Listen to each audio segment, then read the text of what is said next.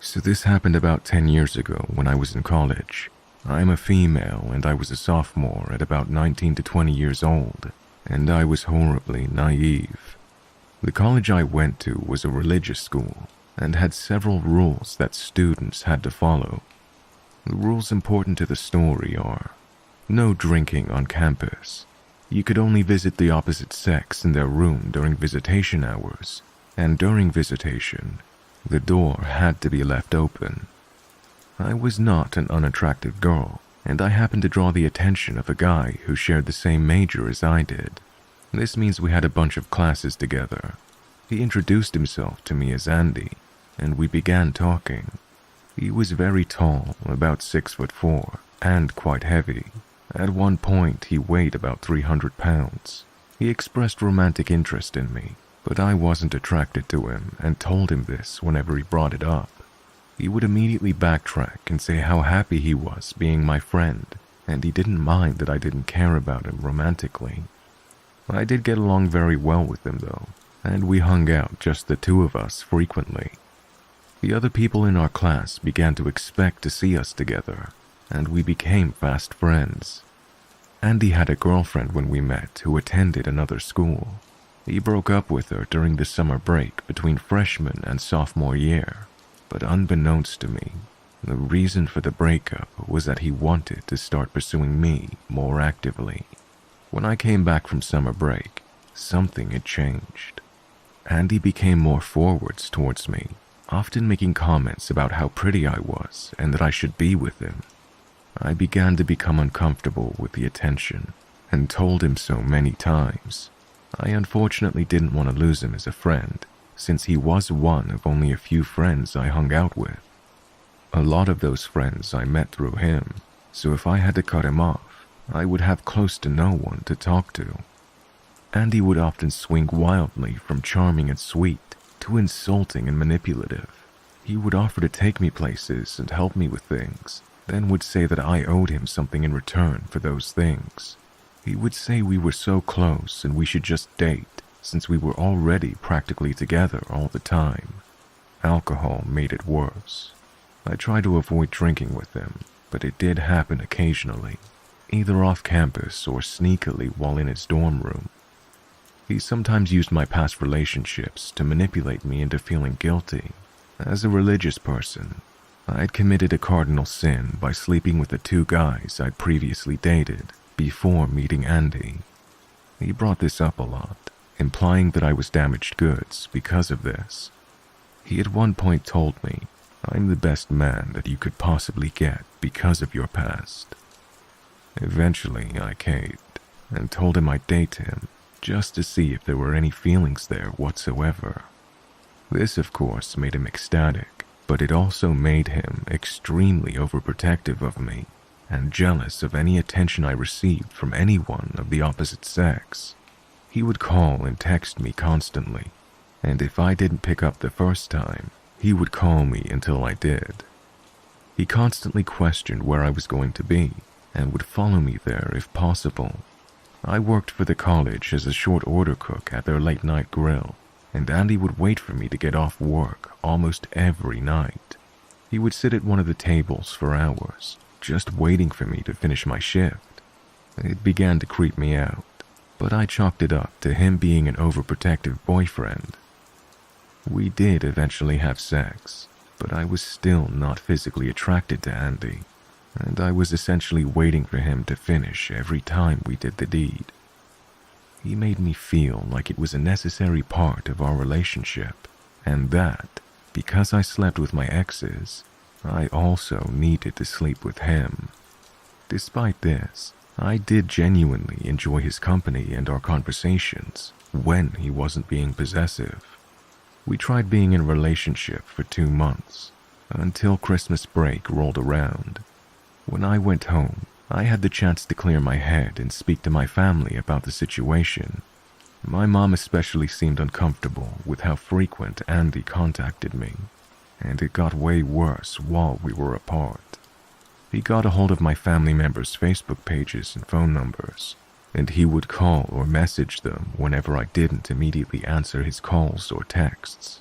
It got to the point where he was calling me upwards of 10 times a day, and I had hundreds of texts from him. I honestly couldn't afford this relationship anymore. After thinking long and hard about it, I called him up. I told him how I felt, that I thought this relationship wasn't working. I said the cliched phrase, "I still want to be friends," and I genuinely meant it. Andy flipped out. He began calling and messaging me even more frequently than before, at all hours of the day and night, swinging wildly from, "You broke my heart, please come back to me," all the way to, "How dare you, you stupid bitch, I deserve way better than you," and he'd go back again. I had no clue what to do. I dreaded returning to school. When the day finally came and I went back to campus, Andy sought me out. He would freak out on me for no reason, curse at me and call me names, then apologize profusely. His attitudes would change frequently, sometimes the next day, sometimes even the next hour. He still waited for me outside of work. He still followed me back to my dorm. He still walked with our group of friends to and from class.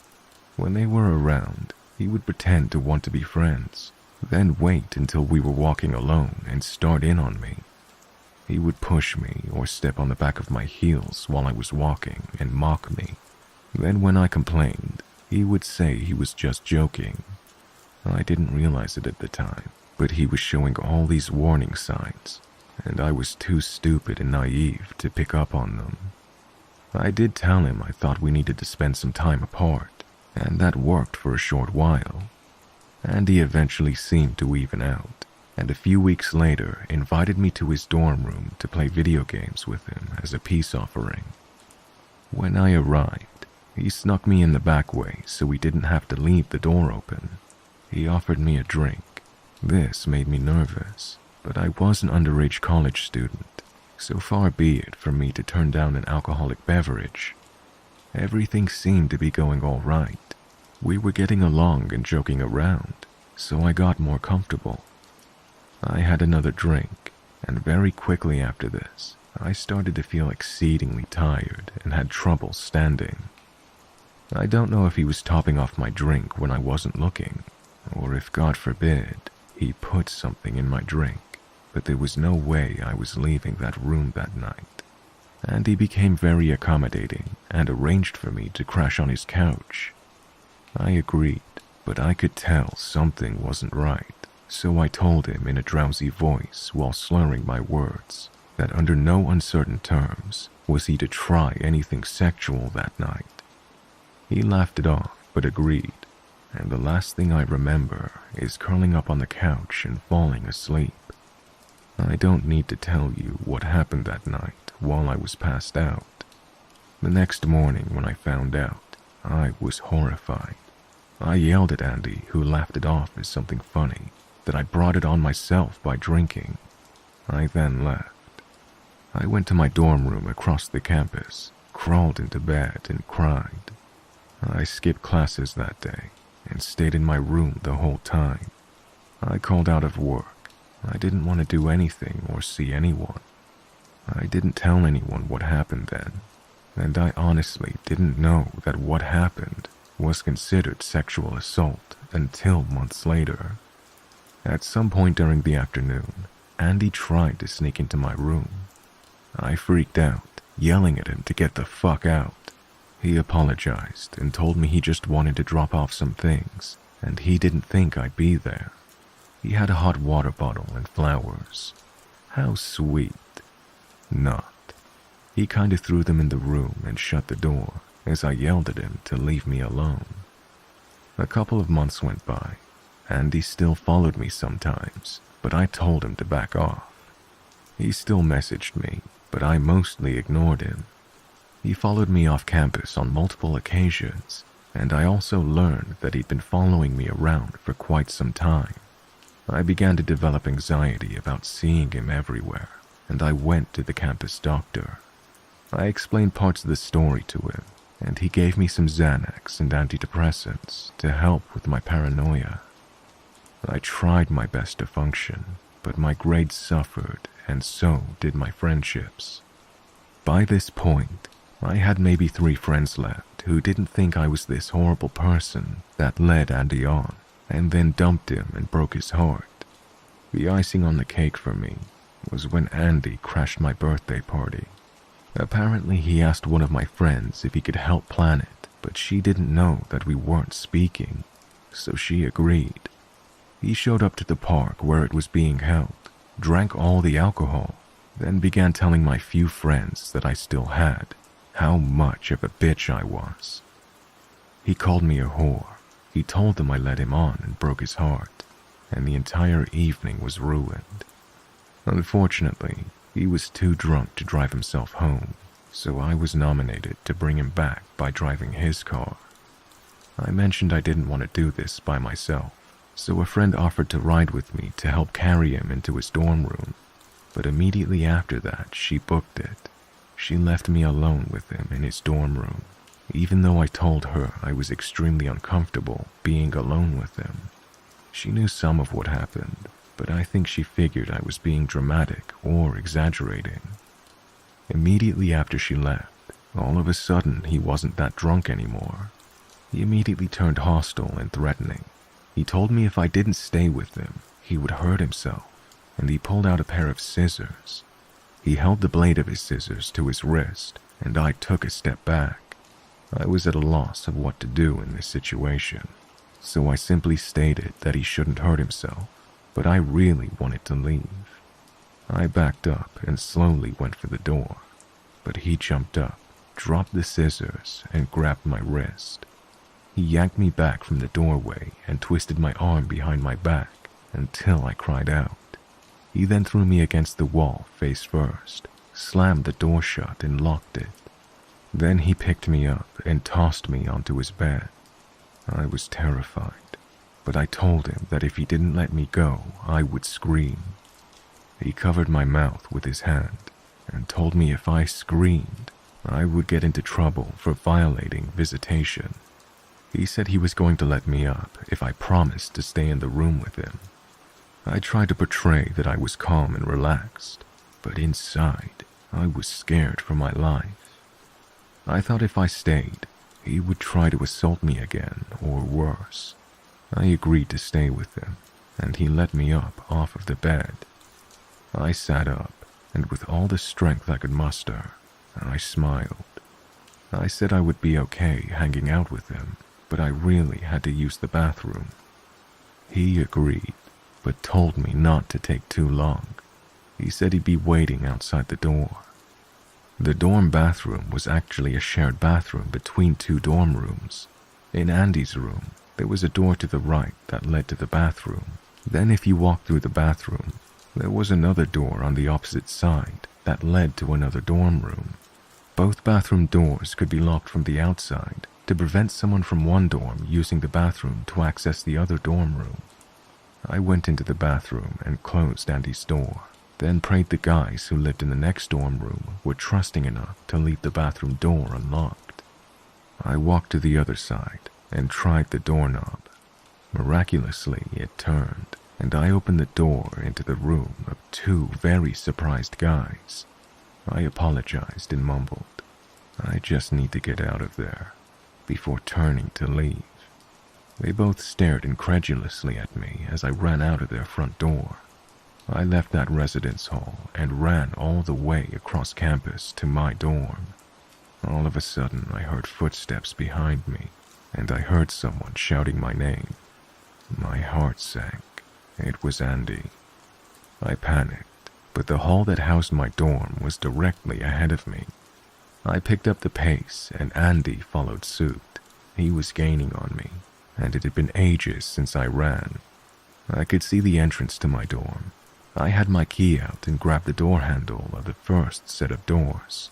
There were 2 sets of doors that led into my residence hall. The first one was always unlocked, but the second set you needed a key for. When I got inside the first set of doors, Andy caught up to me and grabbed me by the arm.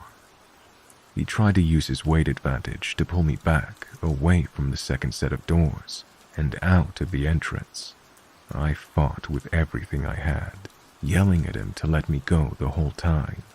I saw through the dorm window that there were people inside the foyer, and if I could just get their attention, I could get one of them to open the door.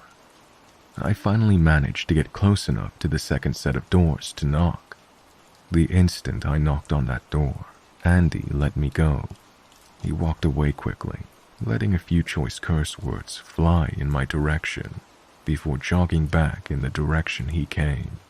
When a guy from inside the foyer opened the door, he saw a girl who was out of breath and on the verge of tears. He asked me if I was okay. I said, "I think so," then waved him away. I ran to my dorm room and locked the door immediately. The very next day, I contacted my RA about the situation. I showed her some of the messages Andy sent me and explained that he had broken visitation by coming into my dorm room to drop stuff off for me, and that he had just chased me across campus. She was immediately concerned and contacted the Dean of Discipline. They instituted a ban of Andy being allowed to enter my dorm and told him to stay away from me and not to contact me anymore. It took him a long time to even begin to comply. I should have gone to the police, but when I met with the Dean of Discipline, he strongly encouraged me to keep everything in-house. He said, "We are a family, and we will deal with this internally, like a family should." I didn't learn this until years later, but this is the attitude of many colleges when dealing with victims of stalking and assault who attend their schools. Eventually, over the next summer, I told my mother most of the details of what happened, and she cried with me. She was extremely supportive and drove me 5 hours to the police department in the town where my college was located so I could file a report. They basically said since it had been too long since the assault, there wasn't much they could do, but I could try to get a restraining order. I followed their directions and was able to get a restraining order against Andy. He violated that order several times, and it ended up going back to court. The court put so many restrictions on him that he ended up having to transfer to another college while I finished my degree. When I graduated, I got out of there and never looked back. I returned to my hometown where I moved back in with my family and got a decent job. I've dealt with anxiety, depression, and extreme paranoia since then, and for a while, I was terrified he would find me again and finish what he started. I got a firearm card and bought a handgun that I keep under my nightstand for protection. I've never had to use it outside of practicing at a range, fortunately. I eventually found a fantastic guy who's amazing, sweet, kind, and very understanding of my past. We're married now, and I've never been happier. I'm so glad I got out of that situation. Many women aren't as lucky. Andy, let's never meet again, because if you try to hurt me, I'll probably be armed.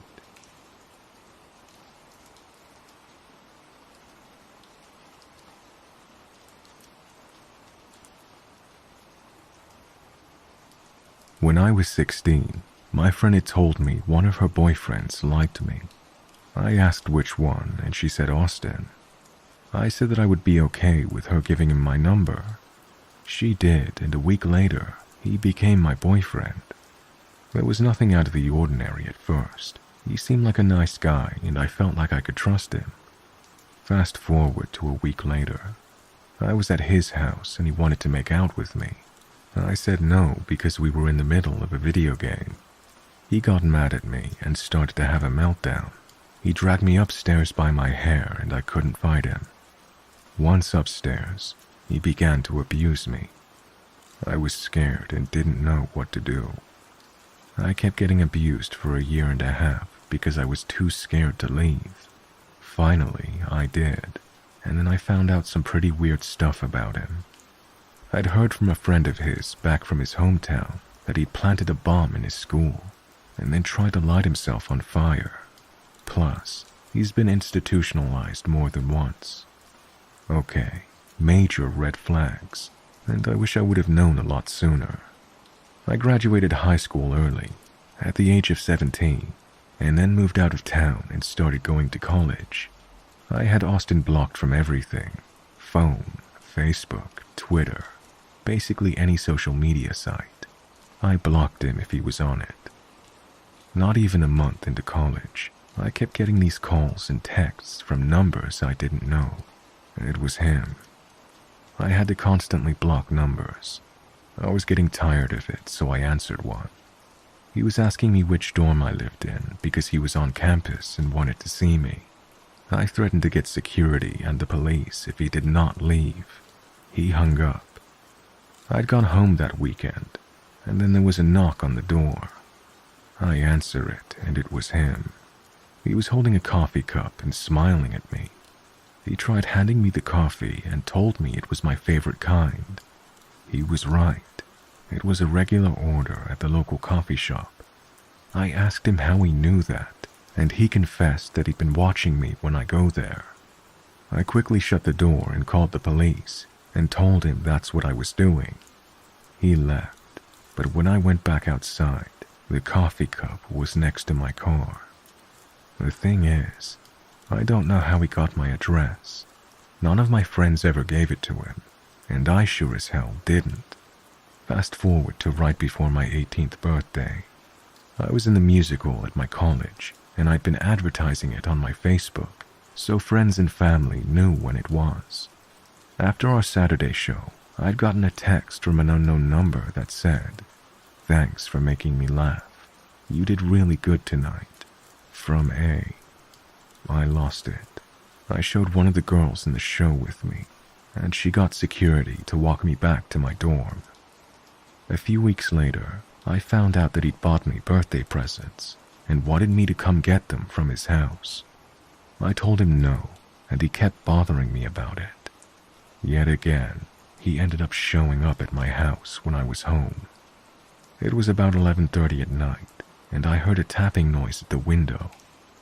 I thought it was the wind making a branch hit the window, so I thought nothing of it. Probably about 10 minutes later, I heard whispering outside. I opened my blinds and he was standing there. I froze and shut the blinds. I called the police again, and when I got off the phone, went back to the window and told him the police were coming and that if I ever saw him again, I would get a restraining order. To this day, that was the last time I saw him.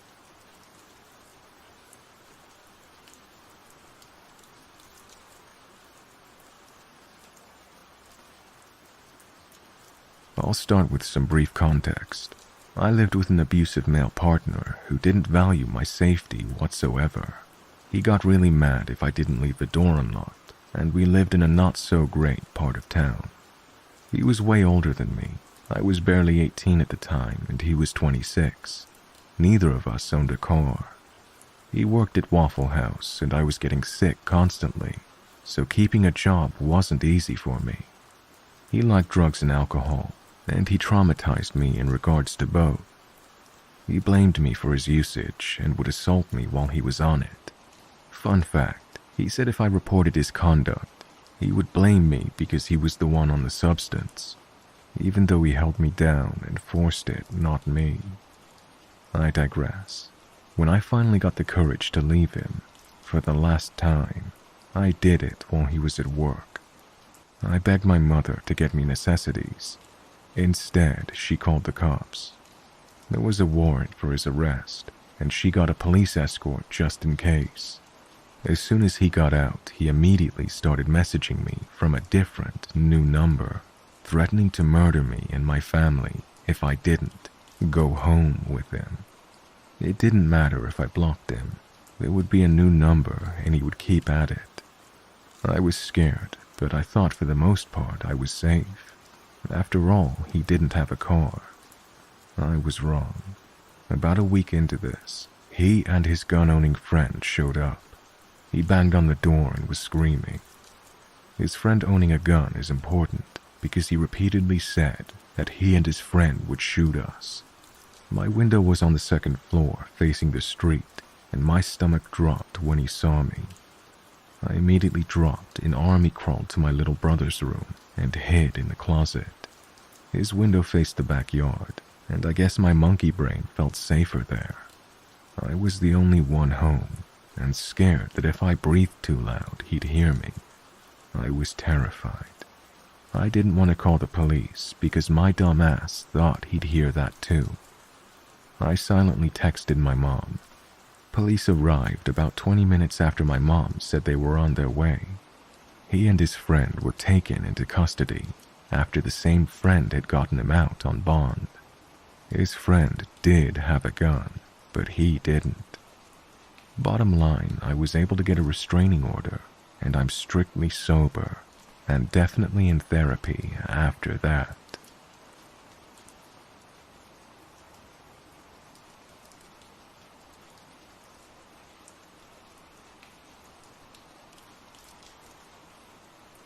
My memory of this story is not perfectly chronological, and in all honesty, at the time the truth came to light for most of us, a lot of stories converged, causing some cloudiness.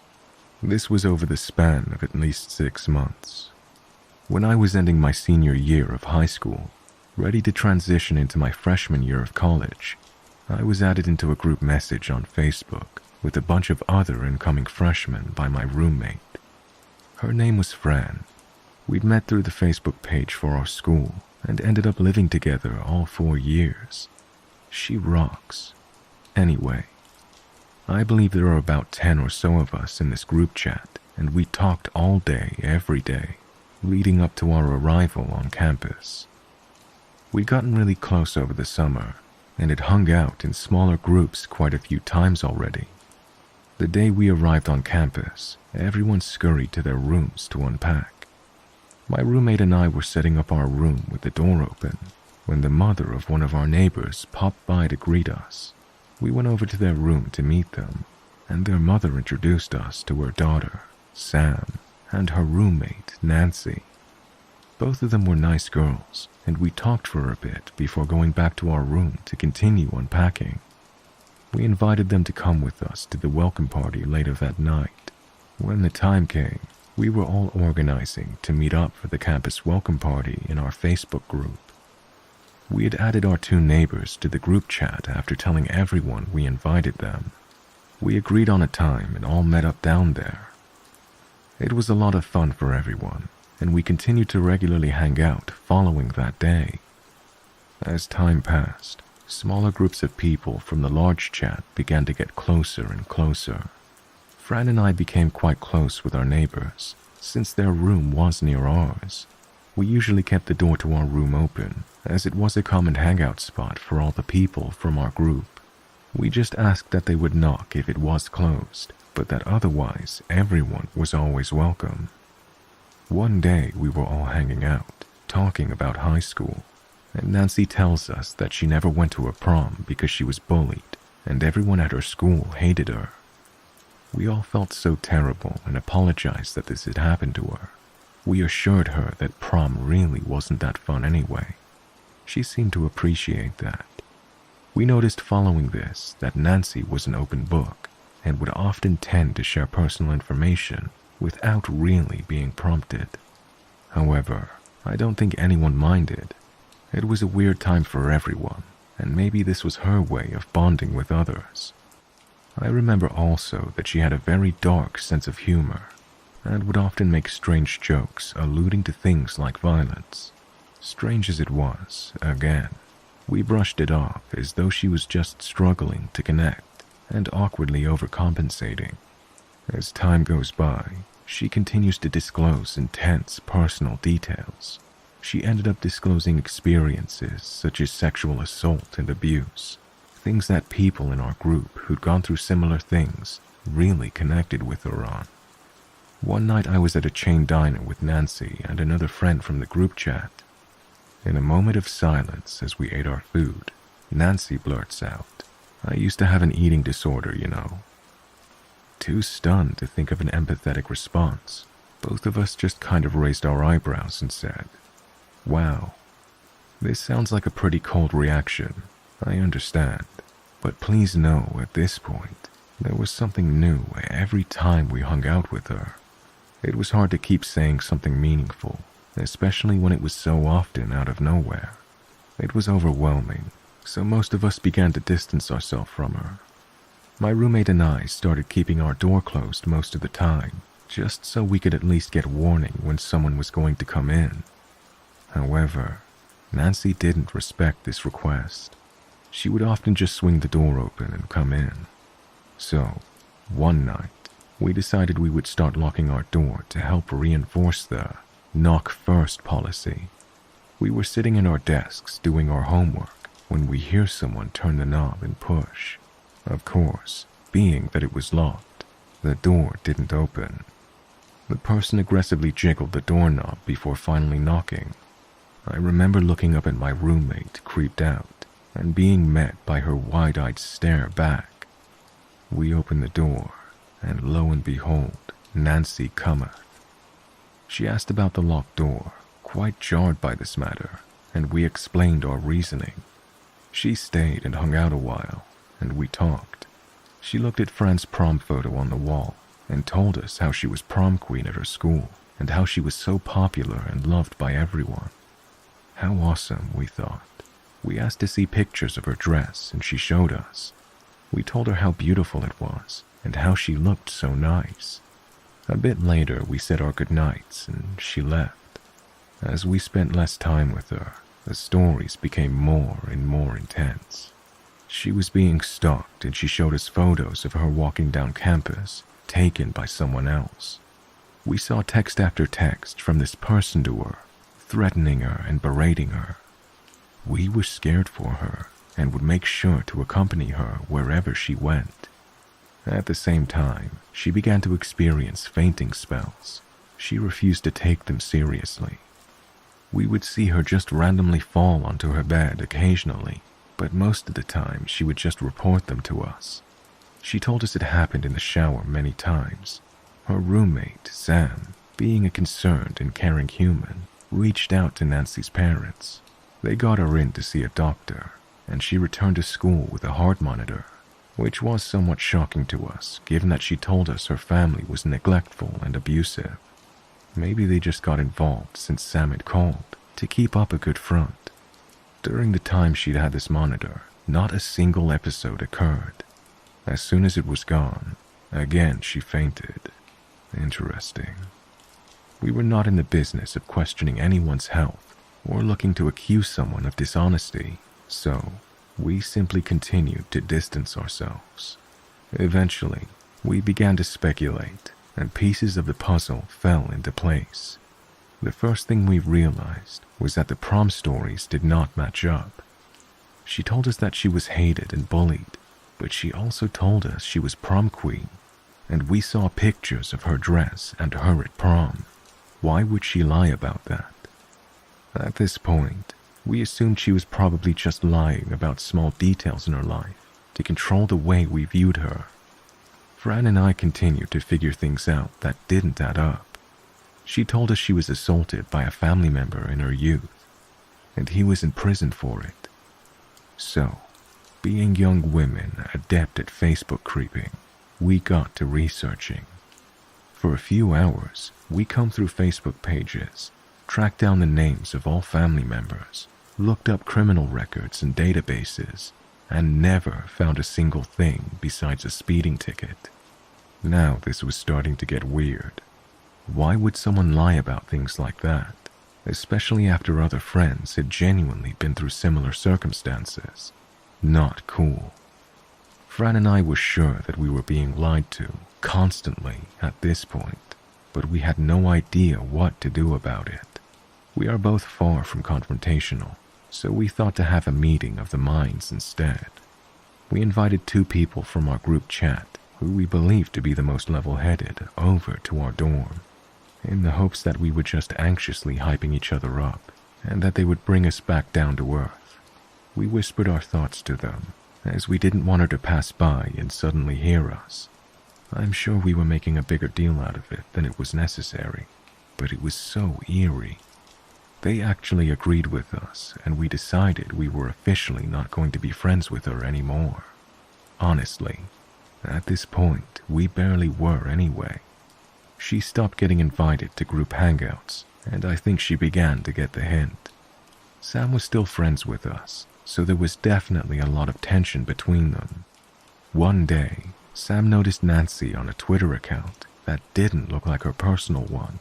She searched the name up from her phone and found an anonymous Twitter account filled with tweets about how much this person hated their roommates, their old friends, how they had something coming for them. I can't remember if it had been in person or on the account, but I'm certain that there was a general mention of access to weapons somewhere. Sam confronted Nancy about the account, and Nancy said she knew nothing about it. Sam asked to see her iPad, and Nancy handed it over, where Sam saw the account logged in. Nancy explained that she'd given her sign-in information to a friend to rant about their living situation, and told Sam that the friend would text her to confirm. A few minutes later, Sam received a text from the friend admitting that. They talked it out to make sure it was true, and Sam apologized to Nancy for misunderstanding. After discussing this with my dear friend and ex-roommate, Fran, I realized there are numerous other strange lies and encounters that I desperately want to include because they enrich the story but can't feasibly be put into writing. 1. She told us she was straight edge and never drank when we first got to campus. She would not drink with us. A long while later, in conversation, she mentioned that she drank a lot of alcohol in high school, so much so that she had brought a water bottle full of vodka to a volleyball practice and gotten intoxicated there. 2, like I said, she alleged that she had a stalker and would often send us screenshots of their texts, but she refused to show us them on her phone and always blocked out the phone number in the screenshots. She told us she didn't want us to call and harass this person. 3, one time during the fainting spells, Fran complimented a shirt Nancy was wearing, and Nancy responded, "Thanks.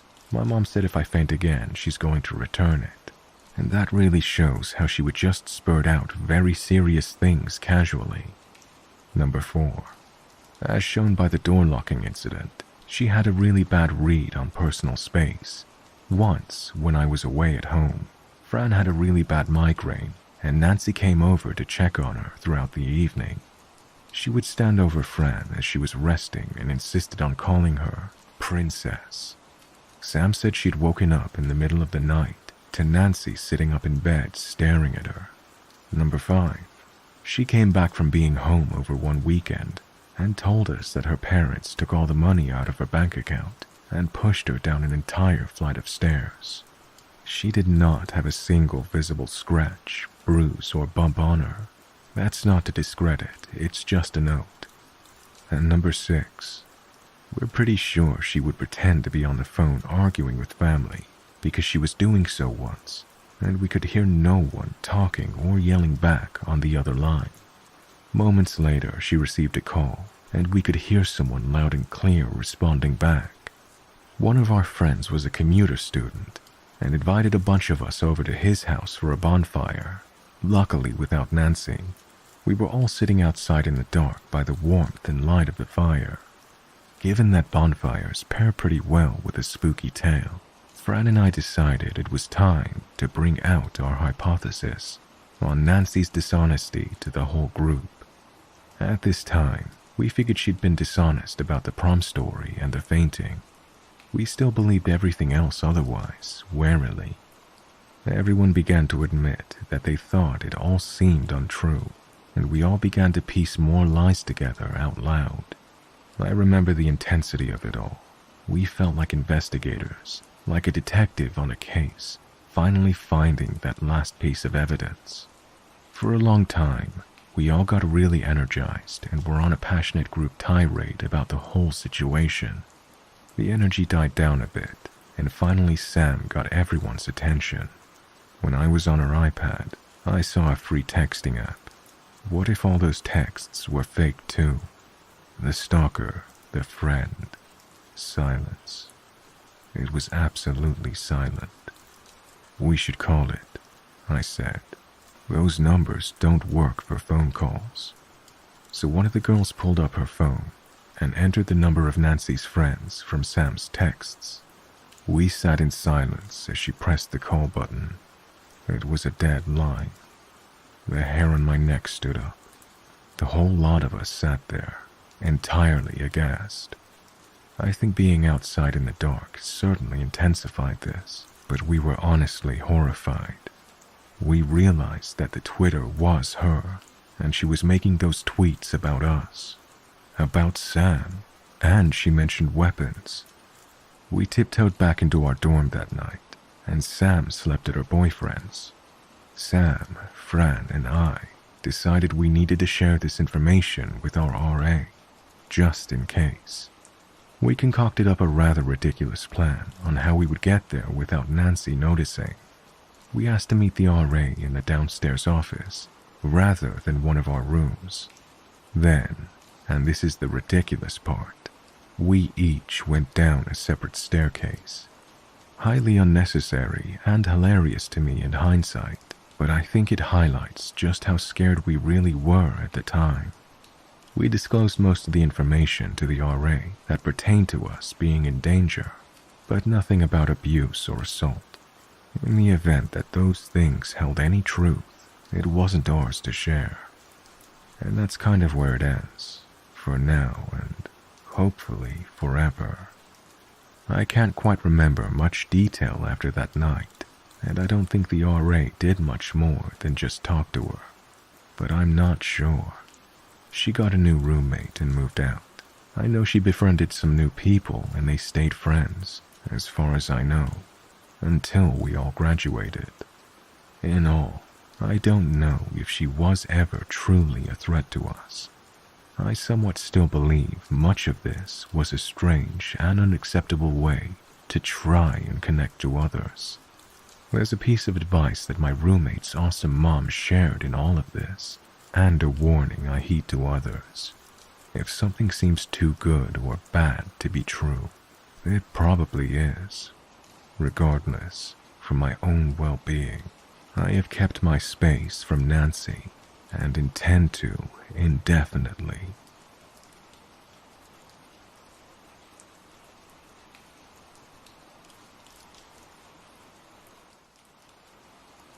This happened to me back in 2005, right after I graduated university. I live in a small town near the outskirts of London. It's not creepy or out of the way or anything, but it can get quite deserted at night. The night in question, me and a bunch of mates were all going to get together and go down to Fabric in central London. I was getting ready to leave the house when my girlfriend Sarah called with a bit of a problem, prompting me to tell my friends that they should go on without me and I'll meet them there. I hopped on the bus and headed to hers. A few hours later, I'd helped her sort through her crisis and was thinking I better make a move and head to the club. I asked if she wanted to come several times. She insisted she felt better and wanted to stay home. Knowing better than to test her resolve, I left it at that and called a minicab. I was waiting for the cab at the front of the driveway when Sarah joined me for the wait. We were kissing when the car drove up. This was my first sign that something was wrong. We didn't hear him pull up because he was driving really slowly with the headlights off. The only reason he grabbed our attention was because he turned his bright lights at us. It was an old ice cream Mercedes station wagon. I ignored whatever apprehension I had because I thought I just had an overactive imagination. Okay, so we pulled up quietly. So what? Knowing what I do now, I'm so happy Sarah never agreed to come with me. I got in the cab and told this guy that I wanted to head to Fabric in central London. He just nodded his head while looking into the driver's side wing mirror. I said, "Did you hear me, mate?" He nods again, this time also letting a yes slip out. "That's quite a fare," he said, all the while staring at the window. That's when I realized what he was staring at in his mirror. It was Sarah, walking back up the driveway. I was about to react when she got to the front door, but the cabbie beat me to it. turning and saying, "Can't have the little lady going in unescorted now, can we? All manner of deviants out there." This threw me a bit as his whole behavior was off, but I also knew that's what I would have done had it been the other way around, and maybe this guy had kids himself. I decided to just talk to him, break the ice, and after about 5 minutes, I felt at ease as we slipped into a familiar conversation, footy and women.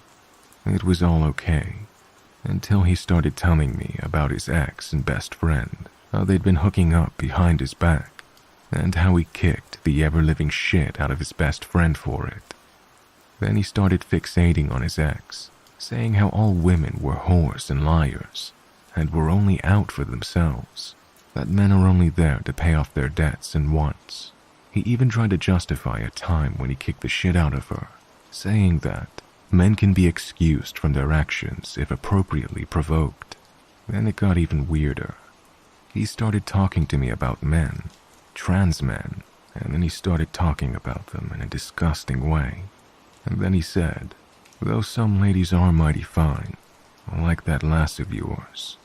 He turned to stare at me through the mirror, almost testing my reaction. I'm man enough to say that I was freaking the fuck out by this point, at not only the conversation, but at the fact that the mobile phone I'd forgotten to charge had died halfway through this rant. Not one to show fear, I asked him to stop off at an ATM so I could get cash out to pay him at the end of the journey. He agrees, and for a moment, I feel like it's all going to be over in a second, when he says that before he does that, he needs to stop to take a piss. That's better, I thought. I can sneak out when he's pissing and bolt off.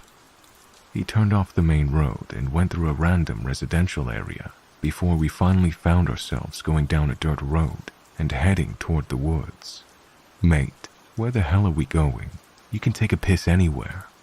He replied something along the lines that it was safer in the woods. That's when I noticed it. This particular car had no unlock feature in the back, and a very quiet, slow tug on the door handle revealed that the child lock was on. I was trapped. He stopped the car near the edge of the woods and turned around and asked if I wanted to join him. I declined and said that I was in a hurry and asked him to hurry himself. This seemed to anger him and he slammed the door and vanished. I waited about 1 minute and tried to climb out the driver's side, but it was locked too. I was scared that my movement had alerted the cabbie just outside. Having tried and failed to restart my phone, I looked around to see if he had a phone or some kind of device that I could communicate with, but nothing. After nearly 10 minutes had gone by, I worked myself up to smashing the windows, figuring that this was in no way a normal situation, and that abnormal measures could be taken. Just as I was getting in position, I heard a loud crash. It sounded like a massive branch had just hit the leaves below. I froze, not moving a muscle, not even my lungs. I wanted to be able to hear everything just at that moment. As my ears slowly tuned in, I began to hear 2 very distinct sounds, but both in intervals. The first was a rustling sound, but it wasn't the wind. It sounded more like birds flying through the trees all at once. The second was a squelching slam. The slam only occurred 3 times, whereas all the rustling was quite often. Then silence again. I decided not to wait any longer. My imagination was going wild as to what those sounds were. I just wanted to get away as fast as my legs could carry me. I leaned back and thrust my legs out as hard as I could and kicked the back seat window through. It shattered, and I wasted no time in shimmying through the broken window and outside. That's when it happened. My eyes focused in the dark, and I began to see that the ground was littered all around me with clothes, children's clothes, and the odd toy. I was so busy looking around that I didn't notice him walk straight up to me from behind and grab me by the nape. "Where are you going, friend? I still need to take you down Central." I noticed his shirt was off, He was sweating profusely and was covered in dirt. And in his hand, he had a fucking knife. Like a full-on kitchen knife. And there was something on it. I said, "What the fuck, man? What are you doing?" He replied something to the effect that he had some foul traps out in the woods, and he was checking on them for game. He offered to show me. Recognizing that if I went with him, it would probably be the last choice I make, I twisted my body as much as I could and punched him square in the face. And I ran. I ran as fast as I could. He yelled after me, "See you soon." I ignored him and kept running, even though we'd driven quite far, at least 5 to 6 miles. I still legged it all the way back and straight to the cops and told them everything. They said they would check it out and sent me home in a squad car. The next morning I called Sarah and went over right away to check on her. I still wasn't over the creepy way the cabbie had been staring at her, and since he had picked me up from hers, he knew where she lived. I told her the story. When I was done, she just stared at me in disbelief, not knowing what to say. She just hugged me. At that point the police rang and I went outside to take the call. They told me that they went to check the specific area I mentioned, finding none of the clothes or toys I'd seen. Neither was there any sign of foul traps or a knife. They did mention finding a few pieces of cut-up rope, but with nothing to go on, they just insinuated I was having a laugh at their expense. I then called the minicab company, figuring I could at least lodge a complaint against the wacko. They said they had no record of a car picking me up that night. One had been sent, but by the time it arrived, no one was waiting. This creeped me out all over again. How had he found me then? Was it random? Was I chosen? Could he have been listening in to their private car radio network or something? I left Sarah's and headed back to mine. She was going to join me after helping her mom do some chores, and I wanted to go chill for a while.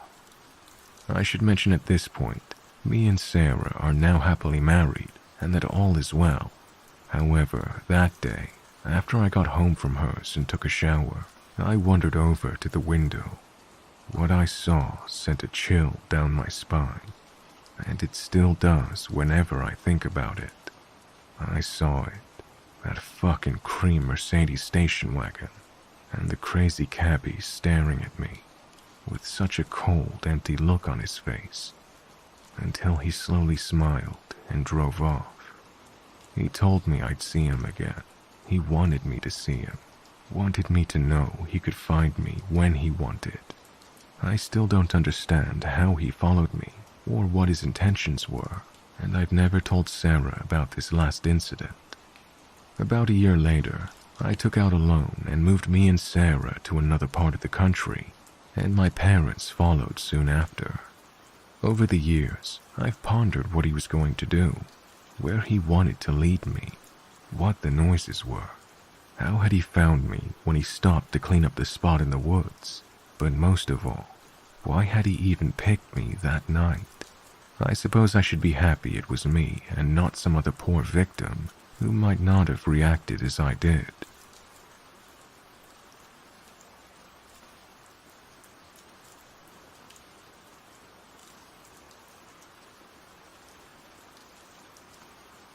This happened back in 2010 when I was 21.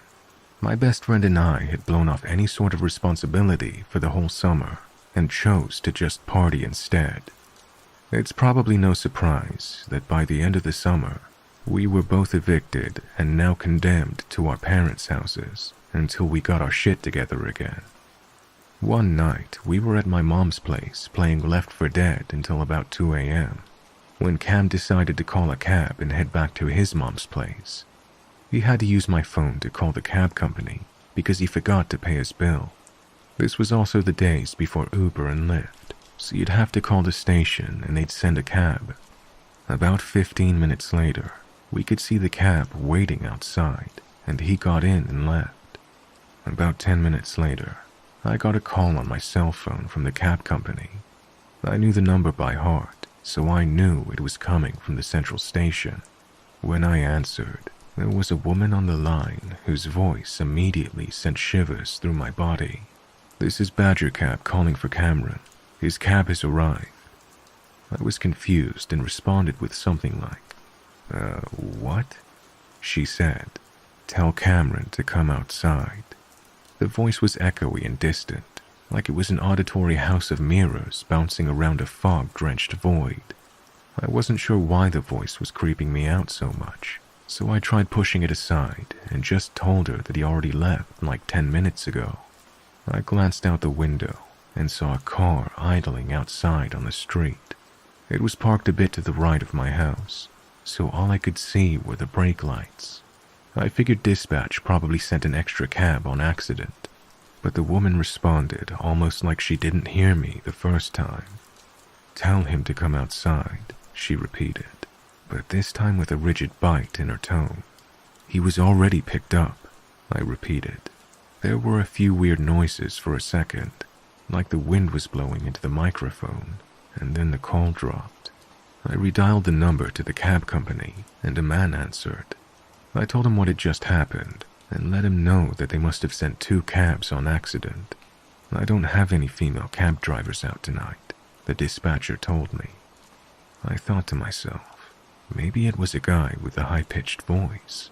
The dispatcher told me that the driver picked up my friend just fine a while ago, and that a cab driver wouldn't be calling through their landline like that anyway.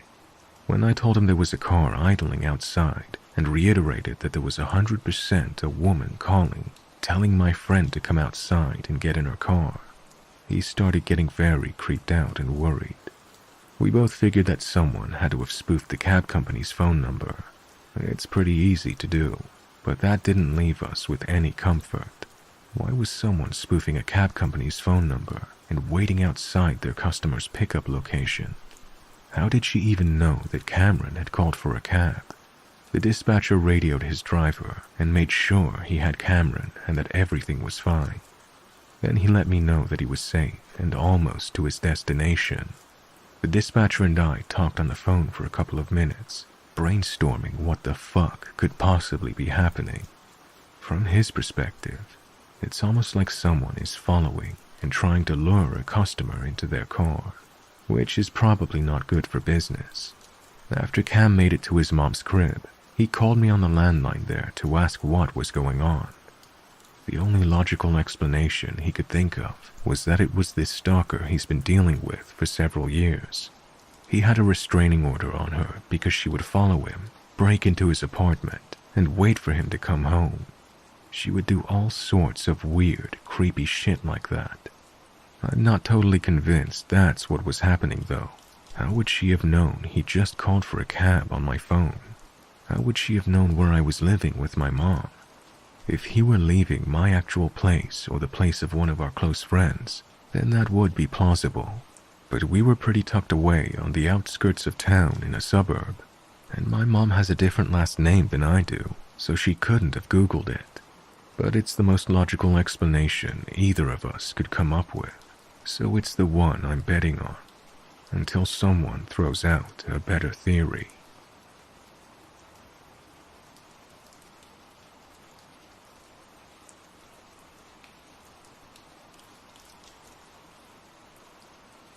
I must start my story by making the disclaimer that I was a bit high at the time of the event.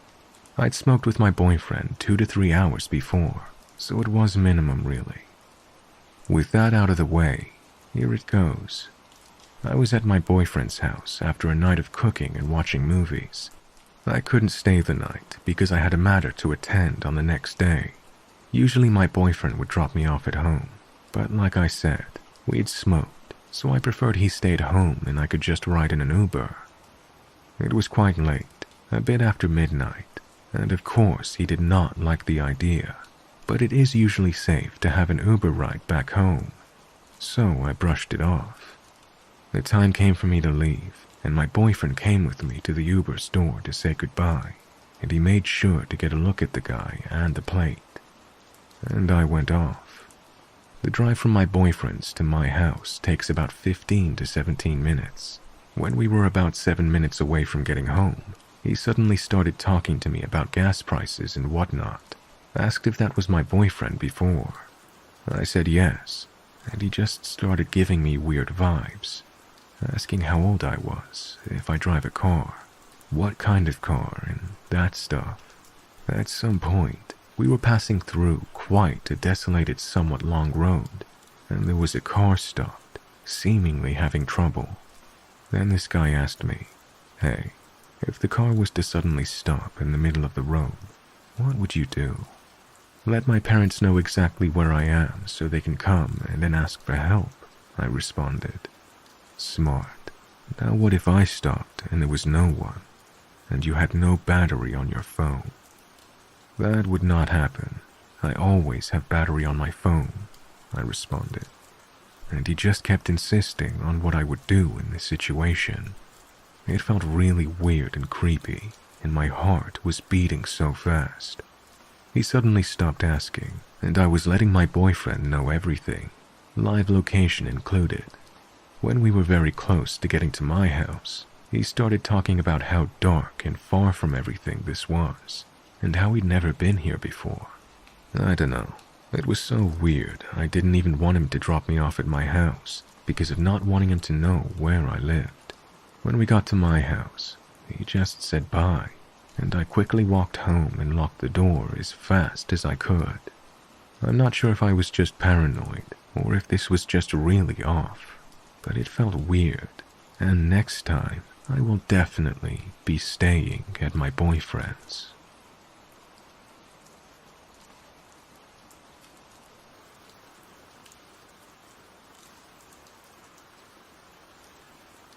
I live in the country where women get murdered in staggering numbers. About 10 to 11 are killed daily according to statistics, and most of these murders go unpunished. Hell, many don't even get investigated by police. The murders range from domestic abuse to random abductions. For example, several women have been abducted in regular taxis and services like Uber, and then their bodies turned up abandoned with signs of abuse. As for my story, I usually get around town in my own car, but I have used Uber on multiple occasions. This is not Uber bashing, by the way. Most times it is a safe and reliable service, which is why I use it, and I try not to be paranoid despite the stories of women that have gone missing this way. Anyway, this means that every woman I know has thought about what they would do if they found themselves in this situation. Stuff like being on the phone with someone the whole ride, not falling asleep no matter how drunk or tired you are, sharing your location through another app, assessing whether jumping out of a moving car is worth the risk, and even carrying weapons. I carry a pocket knife and I've learned to use it. Survivors have told stories of their driver going quiet, turning off the app, and then changing routes to streets they don't recognize. They try to pass it off as taking shortcuts. That being said, one day after work I had to take a taxi home, and I scheduled an Uber as usual. The car rolled up, the make and model matched, the plates matched, and the driver looked like the photo. So far so good. I climbed inside the car, greeted the driver, and immediately shared my live location with my husband, letting him know I was on the way. As an extra precaution, I always check that the locks can be disengaged by hand, and bonus points to cars with windows that can be cranked down manually. The drive started normal. The driver was an older guy and friendly. We struck up a conversation, small talk. We found a lot of traffic, and the driver asked if I wanted to take an alternate route. I pointed at an access road that I normally use to skip traffic, and he switched lanes. We were going down the access road, and this is when things started getting sketchy. He said that he made a wrong turn, and we kept driving farther and farther away from the main road, supposedly looking for a way to get back on track. The app was still running as normal, and the GPS was telling him how to get back on the main road, but he kept ignoring it, saying that we were now too far away anyway, and that he knew another way to get to my destination faster. So this is when alarms start going off in my head, especially because we kept getting closer to the bad part of town. True, if you cross those neighborhoods, you can find another main road on the other side, but most people avoid it for being the aforementioned bad part of town. Like police don't even patrol those streets sometimes. As he drives deeper into the neighborhood, he notices I'm tensing up. Truth is, I was debating whether I should reach for my knife, or if I was being really paranoid. And maybe the driver was honestly just trying to get to the other main road.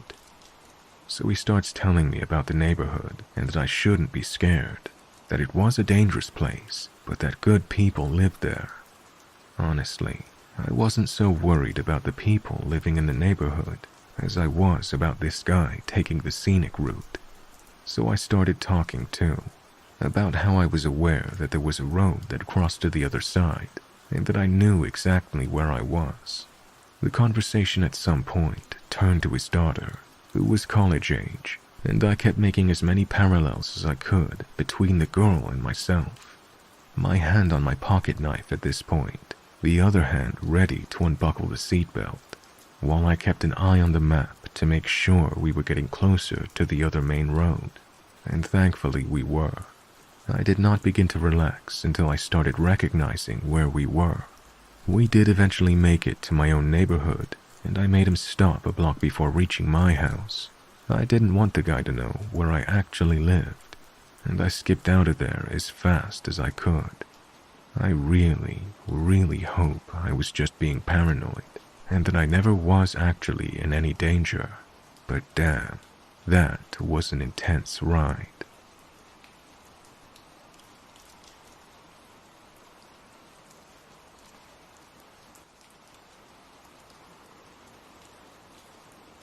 When I was about 9 or 10, my sister and I moved out of our school district just on the edge.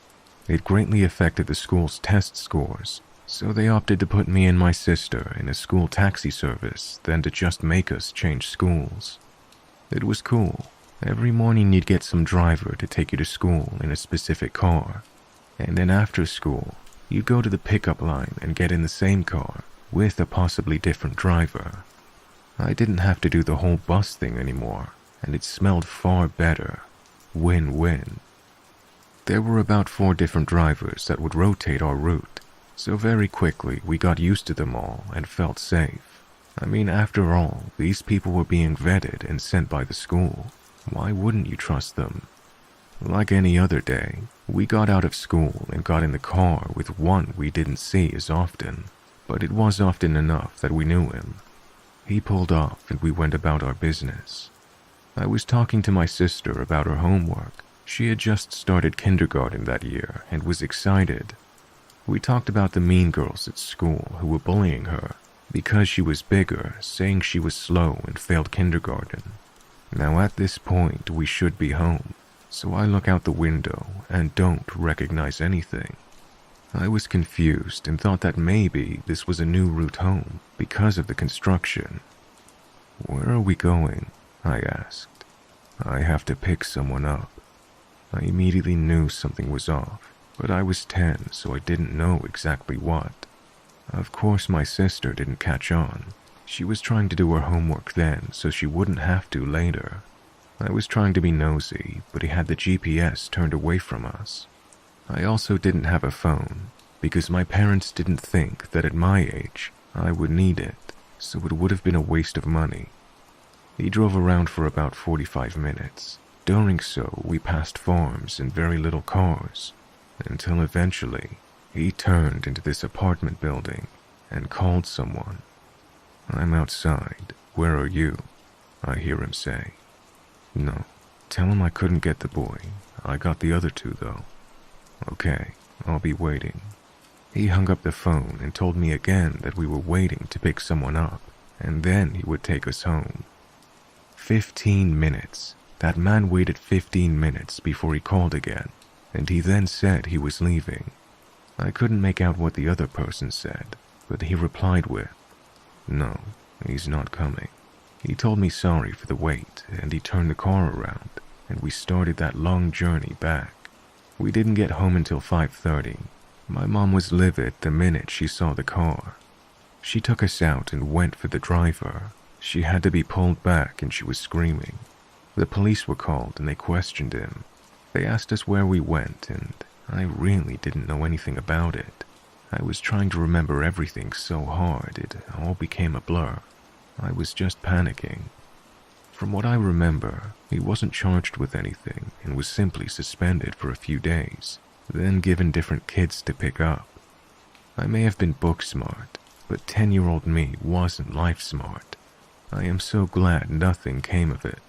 It wasn't until years later, when I told the story to a friend, that she told me she thought I was going to be sold and someone chickened out.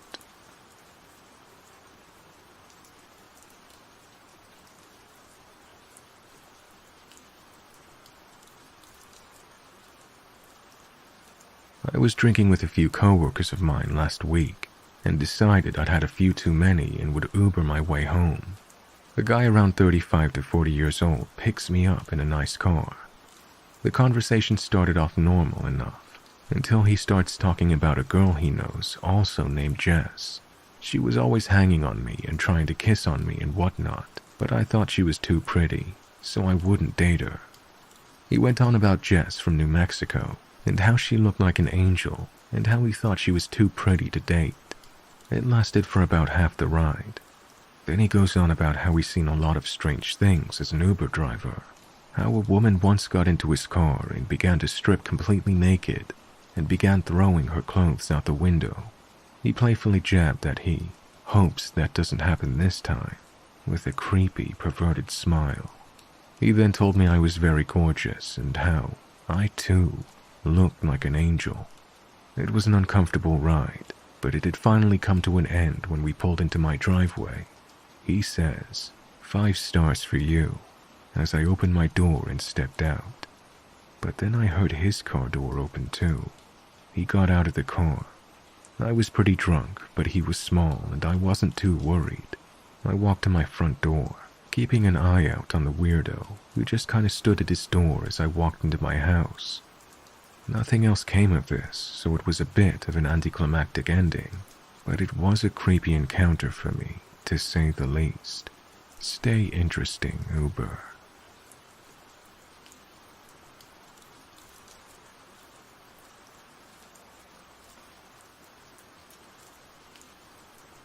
This happened 4 years ago after a concert. And yes, full disclosure, I'm a total moron. I lived in a really sketchy town, and the venue was in a moderately safe part of my town, bordering on the less than ideal parts. I'd like to note that this happened around 11 p.m., and so all the public transit was out of service for the night. We also did not drive downtown. I was with my boyfriend at the time, Marvin. Neither of us really wanted to download the Uber app, so he decided he wanted to call a taxi for some ungodly reason. I was tired and didn't question him. I remember him explicitly telling the guy on the phone we wanted to pay with card, so they said it would be about 15 to 20 minutes for them to arrive. We waited about a half hour, and then a taxi with the same logo of the company we called shows up. Marvin asks if the driver is ours, and he says, "Yeah, get in," and we followed suit. We explained to him that we're only able to pay with card because neither of us carry cash. The driver seemed pissed off and told us he'd drive us to an ATM. We explained that we talked to the company over the phone and told them we'd only be paying with card. He told us it was too late because the meter was already running and he wouldn't let us out. I started freaking out, especially when he drove the opposite direction he was supposed to. I kindly let him know he was going the wrong way, since he seemed to have no idea where he was going. He kept asking me where I lived and what exit he should get off of, and when I offered to route him, he got angry and ignored me. I tried to get his information, but he didn't have his taxi license on display like he was supposed to. I was too afraid to talk back to this guy because he had such a brash demeanor, so I sent my location to my friends and told them what was going on and took a photo of the driver when he wasn't paying attention. Before you say anything, I know I'm an idiot, especially since I have a lot of experience living in the city and taking taxis. Anyway, we finally arrived to my apartment in one piece, but the meter was almost at $30 at this point, so he demands we go to an ATM, even though I wasn't sure if my campus had one, and my boyfriend decided to go look for some reason, so I was left with this asshole taxi driver. So, I was just playing on my phone trying to ignore my gnawing anxiety attack. I asked if he'd roll down the window, and he says, no. The doors were also locked inside, and when he moved up to another parking place, I almost knocked his ass out and ran away, thinking he was trying to kidnap me. But of course, this only gets worse. He starts by asking me pretty general questions, and actually isn't an asshole for once. He asks how long I've been in school, what I study, you know, the usual stuff. Then he asks if my boyfriend and I live together. I laugh and just answer, no, since he didn't even live in the same city as me. He asks me if I want to marry my boyfriend, to which I give him a gentle no. Then he started asking if we were having sex before marriage, and I straight up wanted to kill this guy. He proceeded to ask me if I had any experience and how many boyfriends I've had, and he tells me I'm very pretty, along with other highly suggestive questions. Finally, Marvin comes back with money. The fare is almost up to $40, and my boyfriend just gives him two 20s. The driver finally lets me out, but then has the audacity to demand a tip. And of course, my ever-so-classy ex says, here's your tip, you greedy bastard, and flips him off, and proceeds to cuss him out while I'm literally having a full-blown panic attack. We're both fairly certain that he would have robbed us if we had cash. Also, as a note, we called the taxi place and asked what happened. They said our driver reported that we never showed up. He ended up sitting outside my building for 2 hours, while I was literally freaking out. I'm just glad I live in a high-security apartment building.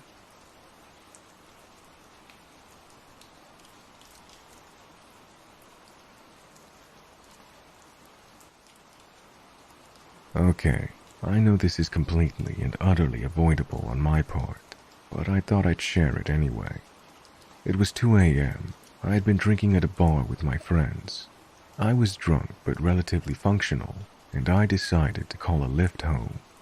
Somehow mid-lift ride, my lift was cancelled. I told him I didn't mean to cancel, and I asked the guy if I could stay in the car and reorder the lift. He told me I couldn't do that, and then had me get out of the car.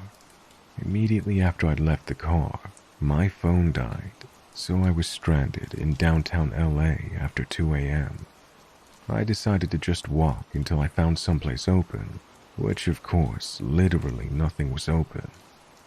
Then I noticed some guy following me. I walked faster and he started calling out to me in an aggressive way. He also started walking faster. I eventually ran as he chased after me until I saw a car that was running. I knocked on the window and luckily they let me in the car. I was sitting there in silence in this stranger's car, sniffling and crying for 10 minutes in complete silence, until my phone charged enough that it would last, and a new lift got there. I had worse things happen to me in LA, but it was definitely the scariest situation that could have ended horrifically, if I hadn't found a kind stranger.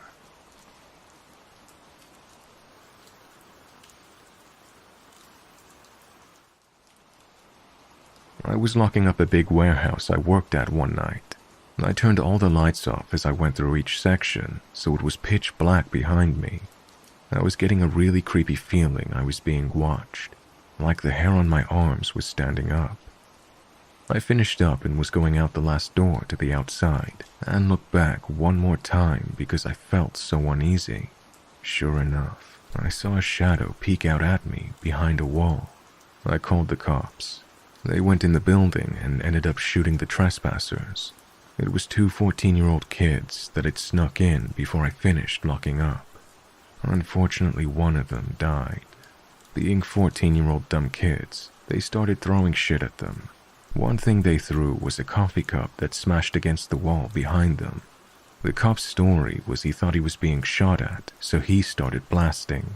He got one kid right in the heart, and it killed him instantly.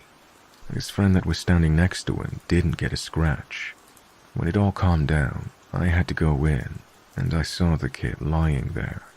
I had to go through a bunch of court and police depositions. Turns out the cop was a rookie and was on the job for less than 6 months. I don't know if the family received any money or if the cop got reprimanded or fired. I had to go to therapy for a while after that.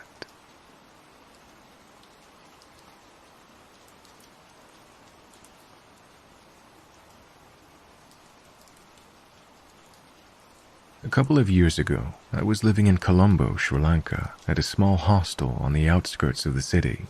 The hostel catered to long-term guests, so I got to know everyone pretty well who lived there. There was a guy living with us. His name was Raj, and Raj was a middleman of sorts in the casinos. In Sri Lanka, the casinos are incredibly shady places, full of Russian mobsters and other low-life criminals from China and India. The casinos are technically illegal, but they continue operation through bribery and government coercion. I went to one of them one time, and it was a surreal experience. Anyway, my friend Raj's job was to take online bets from Indian clients and make them physically in the casino. He was playing with their money and was simply the vessel to allow individuals to play from another location. He played in some high-stakes games and with a lot of money for some powerful people. Basically a recipe for disaster. One night, he messed up, big time. One of his clients managed to gain access to his online system and stole all of the money his clients had deposited to play with, a sum well over $50,000 US, which is a fortune in Sri Lanka. We only found out about the theft after Raj's disappearance. A note was left in his bed, very cryptic. It said, "Don't look for me. I'm leaving," amongst other things. The guy vanished overnight. We made a police report and waited to hear anything. After a few days, the police came back to visit, asking someone who knew Raj to join them. The locals in the hostel were afraid to go with the police, so I volunteered and was taken to their headquarters. They took me to the back where I was shown photos of a body, cut into pieces. It was Raj. He'd been cut apart and dumped into the sewer canal nearby by someone. They'd brought me there to identify the body. They never found out who did it either, and the image of those photos had never really left me. I'll forever be haunted by it, and I left the hostel shortly afterwards. The poor guy was caught up in some shady stuff, but he didn't deserve that.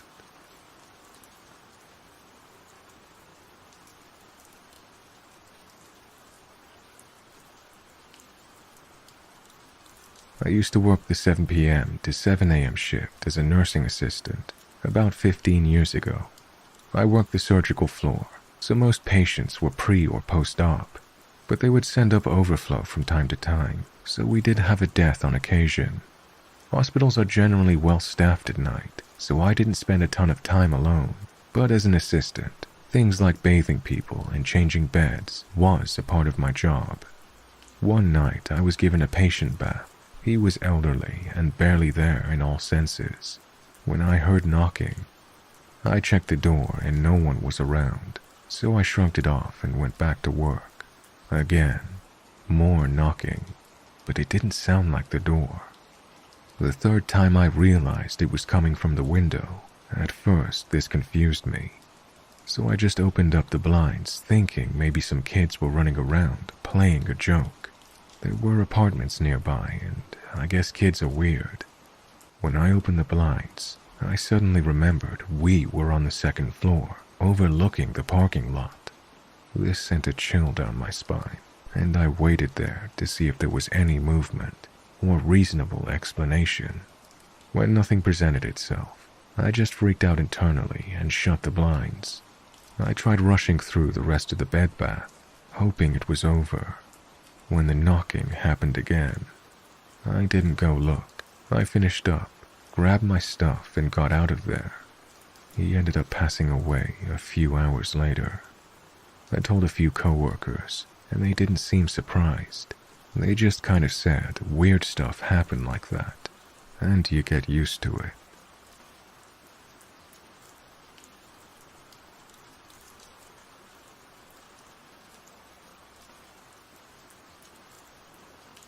I was working night shift in a gas station / truck stop in Tucumcari, New Mexico back in the mid-90s. I had another guy working with me who ran the diesel side while I worked the gas side. We had a guy come in around 1 or 2 a.m. and just looked at stuff in the aisles for a while before he left. I didn't really think twice about him. Later, at about 6 a.m., when I got off, I drove home past a convenience store named Allsup's. They're big in the Southwest. There had to have been 30 cop cars in the parking lot. There aren't even 30 cop cars in Tucumcari, so where they came from I have no idea. I come to find out that sometime during the night, the Allsup's had been robbed and the clerk had been taken into the cooler, tied up, and beheaded. I found that out when I was awoken by the state police a few hours later and asked if I'd seen anything suspicious during the night. That guy who came in and left was the only thing I could think of. The police took a copy of our security footage, which led them to a suspect who was later convicted for the murder. I can't even begin to tell you how hard it was to go to work the next day. We kind of assumed that the guy was going to rob us first, but didn't want to deal with 2 clerks, so he left and hit Allsup's instead.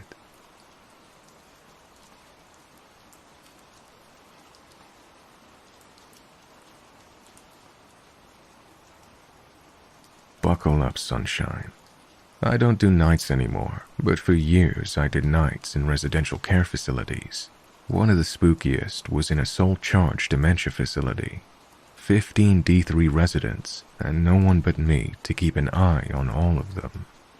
Around 3 a.m. in the morning, after doing an intentional round, which is where you check all the residents are safe and well, I hear the doorbell ring.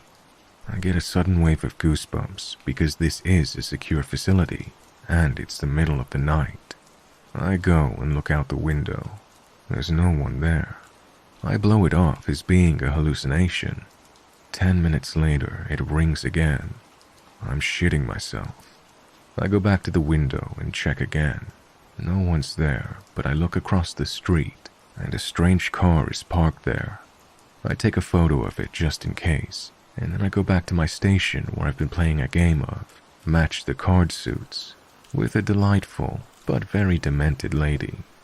I sit down and she looks at me and says, "What did that gentleman want, dearie? You look like he had a bad night and needs a cuppa." Chills go down my spine, but I brush it off because hallucinations are common with dementia, and this lady is particularly prone to not being orientated to time and place. The doorbell rings again less than 5 minutes later, and this time I'm freaking out. Another of my residents is up and walking the hallway, painting with a clean paintbrush to keep him occupied. I pass him on the way to the front window, and he turns to me and says, "Don't answer the door alone. He might hurt you," before carrying on painting. I'm shitting myself. I'm trying not to cry. I don't know what to do. I'm a single 23-year-old female in charge of 15 people with varying stages of dementia, and the doorbell keeps ringing in the middle of the night, and it's a weekend, so my on-call won't answer the phone. She never does on the weekends. I'm looking out the window and see the same car as before, and as I'm looking around, I see a shadow move in front of the door, and a person walks around the corner, and then looks straight in the window next to me. We make eye contact, and I scream. My residents start freaking out. I'm freaking out, and the guy just bolts. I call the police. They turn up. It's chaos because I have 15 residents who've all been woken by the commotion, and now have 2 police officers in their space. My on-call isn't answering her phone, and I'm struggling to deal with the whole situation. Eventually, after many cups of tea and Milo, and 2 lots of PRN meds for the most challenging residents, we're mostly settled. It's now 7 a.m., and the handover shift arrives of a nurse and a caregiver. I tell them what happened, and they tell me there was a woman down the road whose house was broken into, and she was attacked in her bed by a drug seeker who ransacked her house looking for drugs. I have an internal meltdown because we have drugs in the cupboard in the bedroom. Good drugs too. Morphine, methadone, fentanyl, all that stuff. I can't help but wonder if he was intentionally looking for us and just took the next best option. For reference, the facility was an old converted boarding house in a gentrified area, so lots of old doctors' houses in the area. Easy to make the home I worked at for a regular house. I left that job not long after because they refused to hire a second person to work the nights, despite it being understaffed according to best practice guidelines.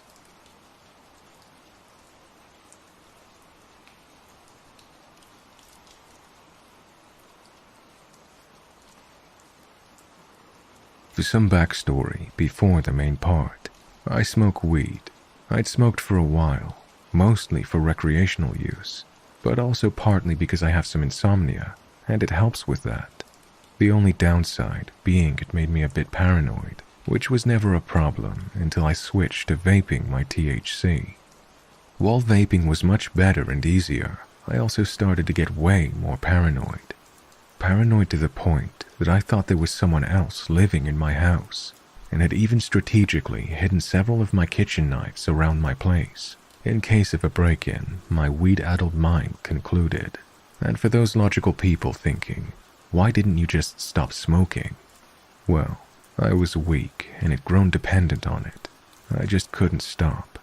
I then had to go buy replacements to use in the actual kitchen because I was high a lot those days, and therefore paranoid a lot, and decided to leave the knives hidden around. I went and bought like 4 more, and one large chopping-style knife with an orange rubber cover on the blade, which is important for later because after unpacking my items at home, I had the strangest compulsion, and rather than put the orange knife away, I stuck it into my purse. After a time, the knife became at home at the bottom of my bag. It felt the same as loose receipts, tissues, anything I had in there, just adding to the miscellaneous bag junk I never questioned. Now for the really crazy part of the story. One day I had finished my shift at work and had gone outside to get my dose vaping before my short walk home. I then popped in some eye drops and went to grab my stuff, but before I could leave, my manager told me my coworker had flaked on cleanup, and I had to stay to fill in for him and lock up.